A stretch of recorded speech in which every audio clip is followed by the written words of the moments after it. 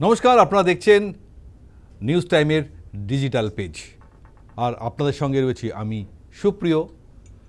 এই ডিজিটাল পেজের special premium content edit বিটে, এবং এই সেগমেন্ট বা এই এপিসোডে আজ আরও একটি পলিটিক্যাল ডেভেলপমেন্ট এবং আপডেটের খবর নিয়ে আমি এসেছি আপনাদের সঙ্গে।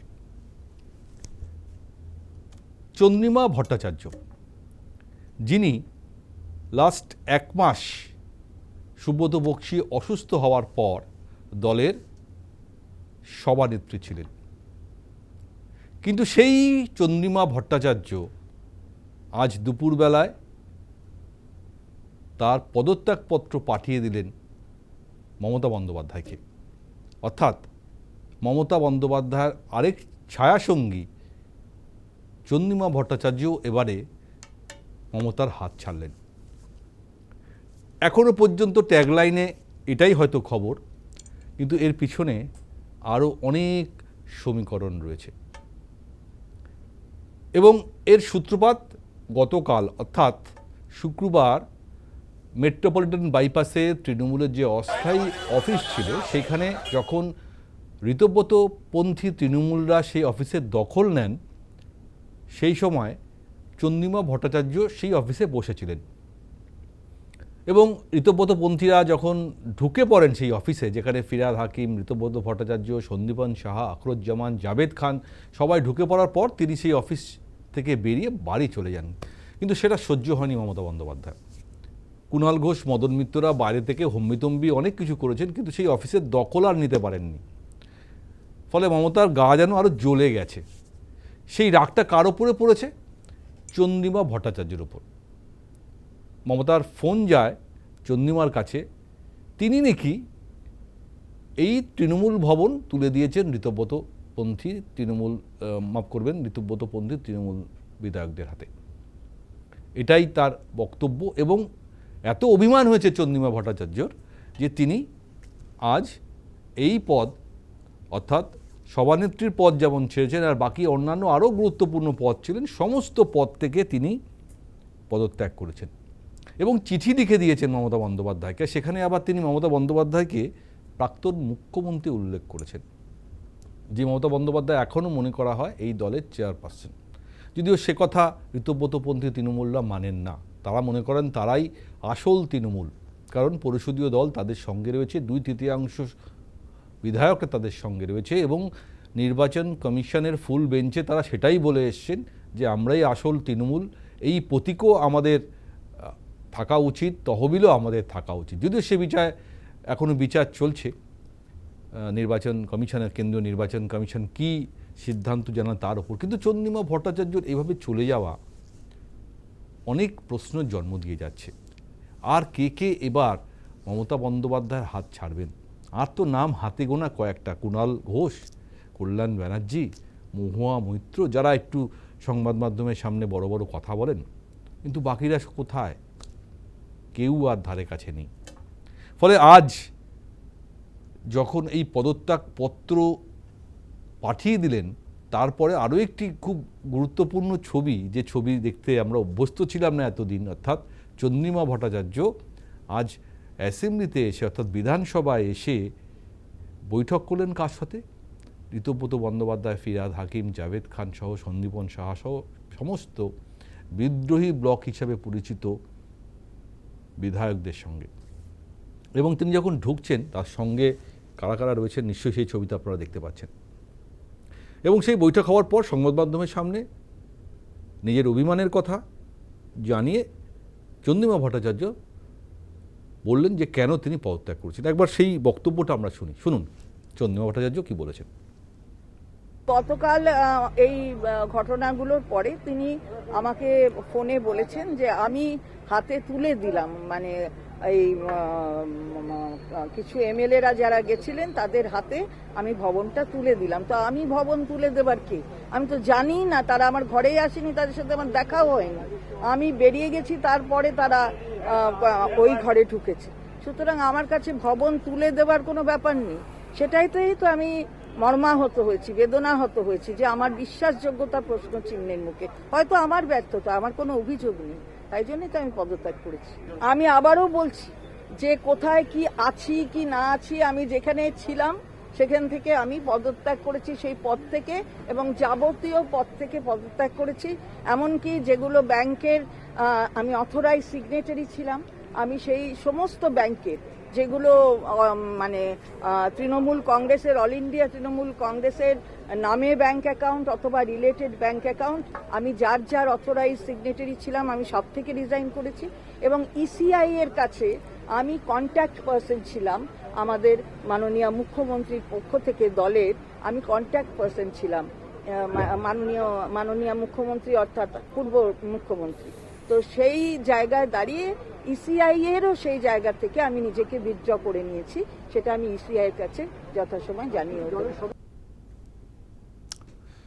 আমরা শুনলাম তার অভিমানের কথা, তার বেদনার কথা, তিনি কতটা মর্মাহত হয়েছেন সে কথা, কিন্তু ইঙ্গিতটা দিয়েছিল তার ছেলে সৌরভ ভট্টাচার্য। যেদিন ঋতব্রতপন্থীদের বৈঠকে ওয়েস্টিন হোটেলে হাজির হয়েছিলেন, মাফ করবেন ওয়েস্টিন নয়, নভোটেল হোটেলে হাজির হয়েছিলেন বৈঠক করতে, তখন থেকেই সে প্রশ্নটা ঘোরাফেরা করছিল যে কাউন্সিলর সৌরভ ভট্টাচার্য কি তাহলে ঋতব্রতপন্থীদের সঙ্গে ভিড়ে গেলেন। ফলে কোথাও একটা প্রশ্ন ঘোরাফেরা করছিল, কিন্তু মমতা বন্দ্যোপাধ্যায় আজ এই ঘটনার পর প্রতিক্রিয়াও দিয়েছেন। তিনি বেঈমান বলে চন্দ্রিমা ভট্টাচার্যকে কিন্তু অলরেডি দেগে দিয়েছেন এবং বলেছেন যে তিনি অনেক দিন আগে থেকেই নাকি পদত্যাগ করতে চাইছেন, কিন্তু এখন কেন গেলেন, এটাও একটা বড় প্রশ্ন। যদিও কুণালবাবু বিধানসভার বাইরে বেরিয়ে যেভাবে তিনি তার বক্তব্য দেন সংবাদ মাধ্যমের সামনে, ঠিক একই রকম বলেছেন, কেন এখন চন্দ্রিমা ভট্ট যাচ্ছেন, আগে কেন গেলেন না। তাই কুণালবাবুর বক্তব্যটা না শুনলে মনে হয় এই এপিসোডটা কমপ্লিট হবে না। শুনুন কুণালবাবু কি বলেছেন। সকলকে বিশ্বাসঘাতক বলছি না, 7-8 জন যারা অর্গানাইজ করছেন গোটা বিষয়টা ব্যক্তি স্বার্থে, বাকিদের নানা চাপ টাপ সব দেওয়া হচ্ছে। তো সেখানে যদি আরেকজন কেউ গেছেন, জনগণের সঙ্গে এদের কোনো সম্পর্ক নেই। বাংলার রাজনীতি, বাংলার উন্নয়ন, বাংলার স্বার্থ, এগুলোর সঙ্গে এদের কোনো সম্পর্ক নেই। কিন্তু মমতা বন্দ্যোপাধ্যায় যখন মুখ্যমন্ত্রী ছিলেন তখন দীর্ঘতম যে মন্ত্রীর দপ্তরের তালিকা ছিল তার নাম চন্দ্রিমা ভট্টাচার্য। তখন কষ্ট হয়নি, তখন দুঃখ হয়নি, তখন অভিমান হয়নি যে আমি সবটা নিচ্ছি। এক নিঃশ্বাসে মানে এক নিঃশ্বাসে উনি বলতে পারবেন না, এক নিঃশ্বাসে বলতে পারবেন না উনি কতগুলো দপ্তরের দায়িত্বে ছিলেন। তো এখন আজকে মমতাদি ক্ষমতায় নেই, ওনাদের মনে হচ্ছে অন্যদিকে যাই। প্রথমে ওনার একজনকে পাঠিয়েছেন, গতকাল উনি বসে থাকাকালীন 15 মিনিট বাড়তি বসে থাকতে পারলেন না, আমরা সবাই পৌঁছে যেতাম। তো সেখানে ওনার মনে হয়েছে যাবেন, তো উনি সেটা আস্তে আস্তে সেদিকেই এগোচ্ছিলেন, গেছেন। কি করা যাবে? কুণালবাবু বলছেন বটে, কিন্তু কোথাও যেন আমাদেরও মনে একটা সন্দেহ দানা বাজছে, কুণালবাবু আবার চন্দ্রিমা ভট্টাচার্যর মতন তিনিও কদিন পরে এই দল ছাড়বেন না তো? প্রশ্ন কিন্তু থাকছেই। কারণ যেভাবে ফিরহাদ হাকিম, অরূপ রায়, অরূপ বিশ্বাস, জাভেদ খানরা একে একে মমতার সঙ্গ ছেড়ে আজ ঋতব্রতপন্থী হয়েছেন, প্রশ্নটা কিন্তু থাকছেই কুণালবাবু, কল্যাণ ব্যানার্জি, মহুয়া মৃত্যুদের জন্য। তবে এটা ঠিক, যেই বা যারাই চলে যাচ্ছেন তারাই বেঈমান মমতা বন্দ্যোপাধ্যায়ের কাছে। সুতরাং তার প্রতিক্রিয়া খুব স্বাভাবিকভাবেই একই রকম, কোনো বদলায়নি। আজ ভার্চুয়াল মাধ্যমে তিনি অনেক দিন পর সংবাদ মাধ্যমকে তার বক্তব্য দিয়েছেন এবং চন্দ্রিমা ভট্টাচার্য চলে যাওয়া নিয়ে তার বক্তব্য ঠিক একই রকম, যারা দল ছেড়েছেন তারা গদ্দার, তারা বেঈমান। শুনুন। আমাদের একটা আদর্শ আছে, আমাদের একটা নীতি আছে। আপনারা যারা বেঈমানরা, গদ্দাররা, বিজেপির কাঁধে কাঁধ মিলিয়ে তাদের কথা মতো চলছেন, বিজেপি স্পন্সর যারা, তারা আমি বলবো যদি সাহস থাকে, বুকের পাটা থাকে, যান গিয়ে বিজেপিতে গিয়ে জয়েন করুন, আমাদের কোনো আপত্তি নেই। তবুও বুঝবো আপনারা বিজেপিতে চলে গেছেন। বিজেপিতে থেকে দল ভাঙার চক্রান্ত, ভাবেন কি যে আমি মরে গেছি? ভাবেন কি আমাদের কর্মীরা মরে গেছে? ভাবেন কি অল ইন্ডিয়া তৃণমূল কংগ্রেস মরে গেছে? আপনারা শুনছিলেন মমতা বন্দ্যোপাধ্যায়ের বক্তব্য। আপনারা যারা যারা আমাদের এই অনুষ্ঠানে বা প্রোগ্রামে আপনাদের মতামত জানাতে চান, এই অনুষ্ঠান চলাকালীন আপনাদের মতামত আপনারা জানান, এবং অনুষ্ঠানের শেষে আমি ভিউয়ার্স পোল এবং সেই ভিউয়ার্স পোলে আমার কোয়েশ্চেন রাখবো, আপনারা আপনাদের মতামত পোস্ট করতে পারেন। এখন বর্তমান পরিস্থিতিতে তৃণমূল দলটা আর কতদিন থাকবে, এটাও কিন্তু সবথেকে আলোচনা করার মতন বিষয়। যত সময় যাচ্ছে বড় নিঃসঙ্গ, বড় একা হয়ে পড়ছেন মমতা বন্দ্যোপাধ্যায়, ধারে পাশে আর কাউকে পাওয়া যাচ্ছে না।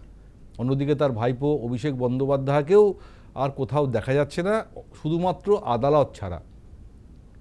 তার যারা অনুগামী ঘনিষ্ঠ তারা একে একে সবই তো জেলে বা পুলিশের তদন্তের আওতায় পড়ছেন, কেউ কেউ আবার পালিয়ে পালিয়ে বেড়াচ্ছেন, কেউ আবার ধরা পড়ছেন।